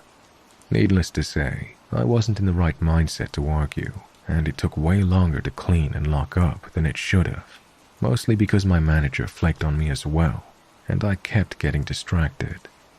When I left, it was pretty late. I was sober, though not much, and made the poor choice of going the 10 to 15 minute walk home rather than pay for a ride, and the even worse choice of taking a few vape hits before I set off. That's where the real story starts. The streets were a lot quieter the further I got from work, and the paranoia started to set in. I was glancing around lots, and that's when I noticed him. There was a man on the other side of the street who'd come around the corner. He was in dark clothes with a big jacket and cap on, despite it being dark out. My hackles were already raised at this point, and all my paranoid energy was hyper-focused on him. So when he crossed the street to walk behind me, I was instantly on edge. I couldn't relax with him behind me. I had a terrible feeling, so I crossed over to walk on the other side of the street. Now, you can only imagine my horror when rather than stay on his side, he crossed over with me. My brain immediately pulled a red card on that move. Alarm bells were going off, but I wasn't sure I wasn't imagining things in my semi-high state. So what did I do? I crossed the street again like an idiot, and then proceeded to silently lose my shit when he followed me. I panicked, knowing I'd probably given myself away that I knew he was following me. There was no one close to help me. I was alone on a dark street, with this creeper who wanted God knows what from me, and I was unarmed. Except you're not, the thought popped into my head. I remembered I'd had that big orange-covered knife in my bag. My bag was wrapped over my shoulder in front of me, so he couldn't really see me open it and shakily rummage around for the knife. I cannot describe the small rush of relief I felt when I had it in my hand, even more so when I took the cover off, and it glinted back at me. When I looked back, the man was a lot closer and walking quickly towards me. I froze and stopped walking. He looked spindly as hell, and I thought I couldn't outrun him. So instead, I turned around to face him in what was both the stupidest and bravest moment of my life. He seemed surprised by that, but only when he saw the knife in my hand did he stop approaching me. We both just stood there, staring at each other. I couldn't really see his face from the shadow the cap cast on it, so I had no idea what he was thinking. I was a barely composed mess, but I felt the strangest confidence radiating from the big-ass knife in my hand, while his hands were empty. It was the same confidence mixed with my high brain and a nagging feeling that made me step forward. I was stiff and terrified, but my body started moving on its own, and I started to walk towards him, staring straight at him. He didn't move an inch, but as I got closer and closer, he finally shifted his weight and slid a foot back. That little movement must have triggered some long-dead predator bullshit instinct in my lizard brain, because suddenly my gut screamed at me to rush at him. And so that's what I did. I broke out into a run straight at him, and he nearly fell over his feet, turning around. I got so close to him, I could have touched the back of his coat, but instead swiped downwards with a knife that I didn't even remember raising. It slipped across the fabric, but snagged on the hem for just a second. It would have fallen out of my hand if not for my death grip. He must have felt it, because in the next second, he was bolting down the pavement like a man truly running for his life, and I, for whatever reason, ran right after him. He very easily outpaced me, but I didn't stop, and when he made the mistake of looking back with what I imagined was a horrified expression, he stumbled slightly. I think he might have rolled his ankle or something, because he was suddenly much slower with an odd run. There was so much adrenaline pouring through me, I didn't feel afraid anymore. I felt so alive, I even felt a sadistic sort of pleasure, watching him scrambling to get away from me. I think I might have laughed out loud. It all came to a stop when my sane brain finally asked me, "What will you do if you catch him?" Now that thought immediately shut me down, and I stopped running after him. I watched as he raced off and disappeared around a bend while I panted. I was bent over, hands on my knees, trying to catch my breath, trying to understand what just happened. Was I still so high I just imagined it? Did I just really run after a man with a knife? What would I have done if I'd caught up to him?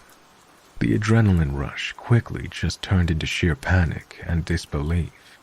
I started shaking like a leaf and realized I was still holding the knife. I threw it into my bag, turned around, and started to run again. I ran until my lungs burned and my whole body ached, and then I just painfully jogged and walked until I finally made it home, locking my door behind me. I dragged myself to the kitchen, pulled water out of the fridge, and collapsed on the cold floor. I was shaking so much, most of the water ended up on my face, clothes, and all over the place. I may have also cried a bit. After sitting there for God knows how long, my mind running the scene over and over in my head, and all the terrible ways it could have gone wrong, I finally came to a conclusion that I was lucky as fuck to have made it home, and that I was going to stop vaping since I had no damn control over myself. Sure, my paranoia made me notice him sooner, and had me prepared with a knife, but it made me an easy target. It could have gone so much worse. It was my bad decision-making when high that let me think it was a good idea to walk home so late. I eventually got off the floor and went to my room and flushed my vape juice down the toilet. I went back into the kitchen and took the knife out of my purse. It had jostled when I ran and tore up the inside of my bag a bit. I was both relieved and weirdly disappointed it didn't have any blood on it, but I shoved that feeling deep down. I considered throwing it away, but after it saved my life, that just felt cruel. So I put the orange cover on it and left it on the countertop before taking an hour-long shower, crying a ton more, and then crawling into bed. So yeah, essentially this is the crazy story about how I quit weed and terrified myself for months afterwards. But now, when I look back, no matter how terrifying it was for me, I can chuckle a bit and hope it was even worse for that creep. I hope the image of me running after him with a knife still scares him to this day. Oh, and I still have the orange kitchen knife in one of my bags.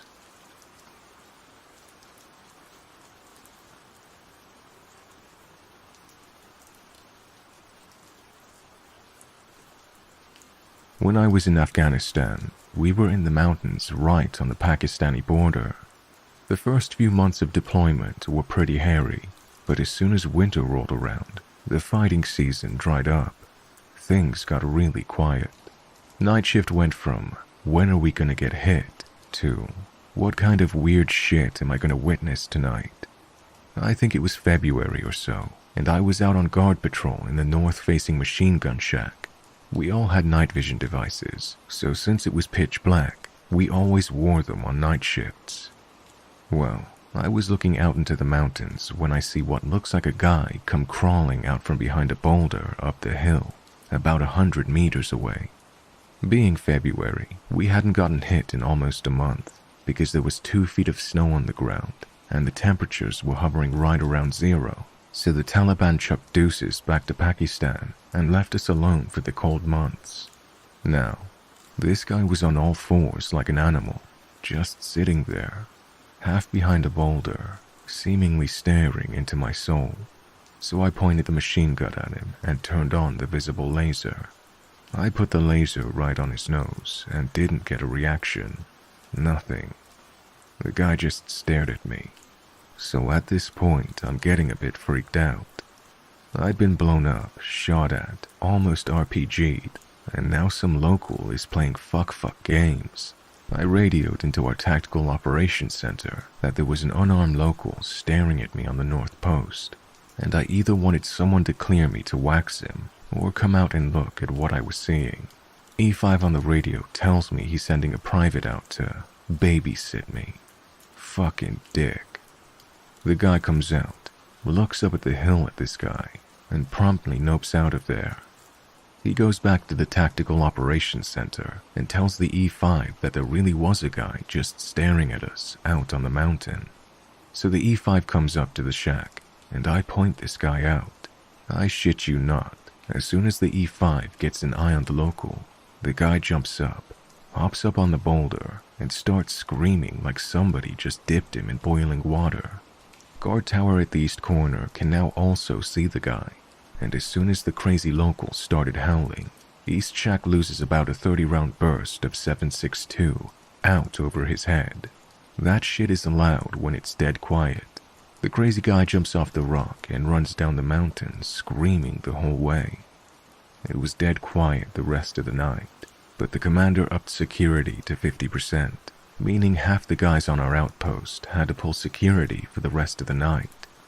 The running joke for the rest of the winter was to be on the lookout for the mind-controlled experiment that the CIA lost track of. It freaked me out. Good for a story, though.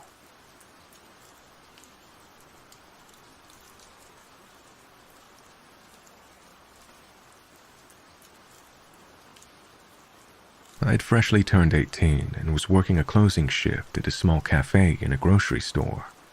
One of my regular customers comes in, Tom. Tom liked to hug. He'd come in and call out, "Where's my girls?" And we'd all have to awkwardly hug this 80-year-old man while he whispered, "God bless you," in your ear. I hated Tom. He always held on a little too long and whispered a little too close. On this shift, I was closing alone and Tom came in at about 4 p.m. It's not unusual. I dealt with the creepiness and got him his coffee and bagel. He was with his wife this time. She was sweet but tired looking. He started asking me questions as I worked. What do I have to do at night? Is it hard closing alone? What time am I off? Do I ever get scared walking to my car in the dark? The questions got progressively more uncomfortable, and his wife just sat there silently.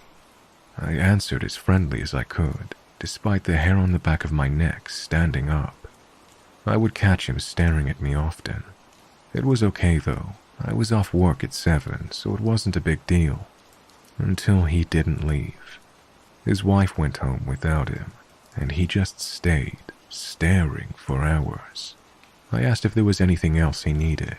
He said, "No, I'm just waiting for you to get off of work." He wanted to walk me to my car. He said, because young girls shouldn't be in a dark parking lot alone. I told him it wasn't necessary and continued about my work, ignoring him now even as he stared. He left about 15 minutes before my shift ended, into the dark Michigan winter, and I breathed a sigh of relief. I didn't think twice when I punched out and headed to my car. I grabbed my snow brush and began clearing my car, enjoying the quiet that's unique to a snowy night. I began to hear the crunching of footsteps behind me. I brush it off. I am in a parking lot after all, but they got closer, past any other car and directly towards mine. It was parked away from all the others in the employee parking. I look, and it's Tom, maybe 50 feet away and smiling. He tells me that I should have looked for him. He'd been sitting outside waiting for me, and I should know it's dangerous for young girls to be alone in a parking lot at night. I began shaking. I tried to open my car door, but it was frozen shut due to the earlier storm. Tom came closer, calling me a stupid girl and asking God to forgive him. I debated running back into the store. He was so old, he surely couldn't have kept up, right? I didn't want to chance it though. He could have been younger, as I'm a terrible judge of age, and I'm not exactly fast myself considering my weight. So, I stand my ground.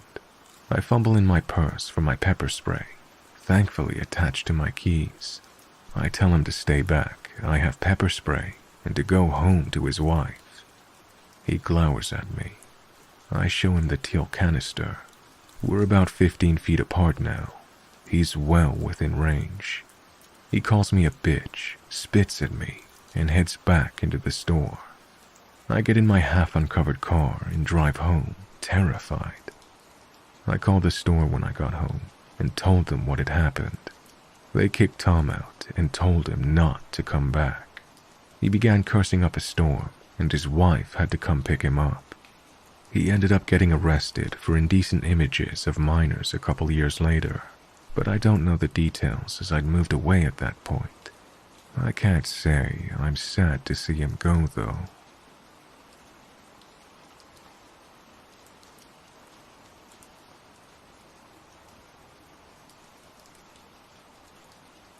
So, I work as a baker for a small bakery in a tourist town. I'm regularly at work around midnight most nights. I'm pretty close to the local strip of bars and clubs, so I hear late-night partygoers quite often. Sirens a few times a night, people yelling, that kind of stuff. The weirdest story, though, which started out creepy but didn't end that way, was when I opened the door around 4 a.m. to someone knocking.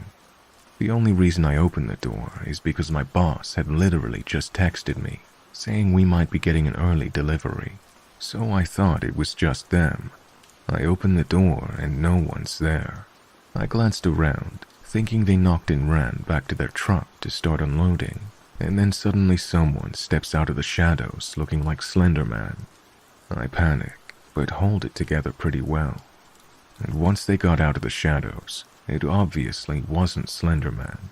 It was just a tall, skinny girl, with no pants on, or shoes, and a shirt that obviously wasn't hers. This poor girl then asks me if she can borrow a phone. It clicks in my mind what could have happened, and I tell her to come in. I let her use my phone. She tries to call her boyfriend, and tells me that essentially she came to after passing out. She didn't know where she was, and I was the only light on the street. I didn't ask what happened to her. but she was saying something about pulling a firearm earlier and was hyperventilating over the cops being called on her, so I didn't call them. Her boyfriend never answered the phone, but I helped her figure out where her hotel was, and luckily it was on the same block we were already on. I couldn't leave to walk with her or drive because I had a million things in the oven, but I actually gave her my phone with the place pulled up on Google Maps and the flashlight on, and she walked there. She made it back okay, showered and took a nap, and brought me back my phone later in the morning. She hugged me twice and thanked me profusely, and I'm just sitting there like, damn, I didn't think I was getting my phone back, but I'm glad it worked out okay. I don't know if she was sexually assaulted or just the type to strip when drunk or what, but she seemed okay after having been back to her hotel room. It could have gone a lot worse for her, so I'm glad I was the door she knocked on. But God, did she give me a heart attack at first.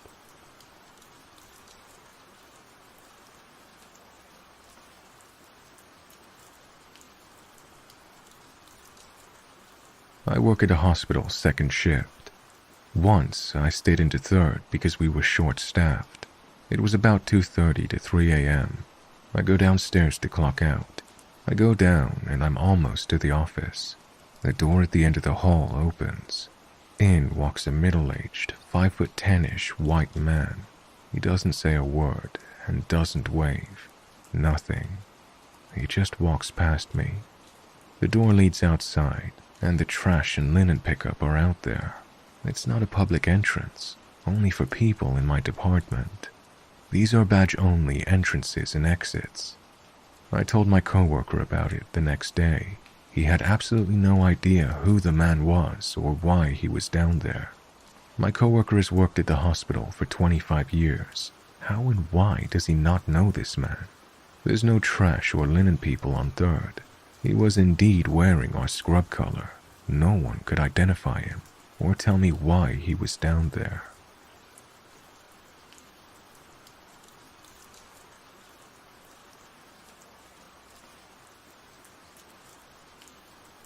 I worked as a night shift manager at a 24/7 gas station / fast food place in a sketchy part of town. I have hundreds of stories about the wild shenanigans of crackheads. Most aren't creepy, but more, what just happened? Like the guy who gave me a magic crystal to protect me from the apocalypse because I covered the change he needed for some hot dogs. Or the other guy who tried to buy his cigarettes with lawn clippings stating, I know it ain't weed, but it works almost just as good, before conking out standing at my register. I'm gonna go with the creepiest being discovering dead bodies the first time. 2 regulars OD'd while hiding in my dumpster area. I called 911 and did what little first aid I knew, but the EMTs said they'd likely been dead for hours, judging by how cold they were. But I swear to God, I thought I could feel a pulse, and I clearly remember hearing a gurgling noise.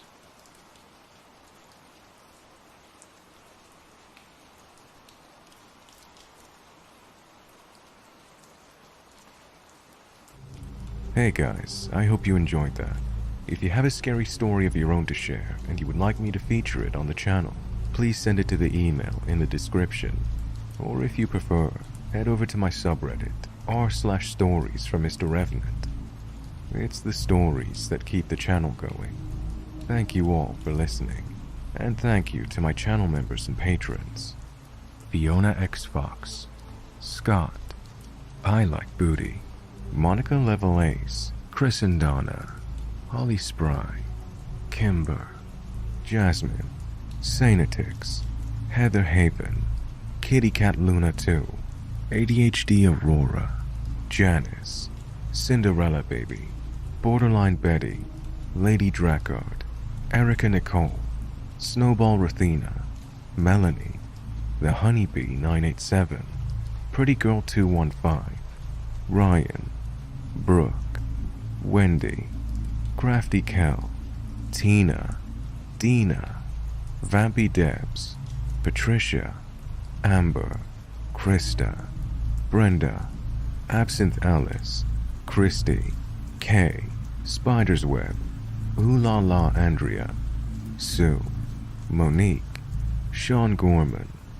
Emma Lisa, Sigma Cube X, Greg, Chelsea, Amanda Jane, Sam, Zep Tepe, Sarah C, Austin, Tegan, Lil Smart, Jenny, Gabrielle, Fire.5, Sarah P, James Gargano, Gemma Allen, and Alex. I hope you're all doing well, guys. I'll see you all on the next one.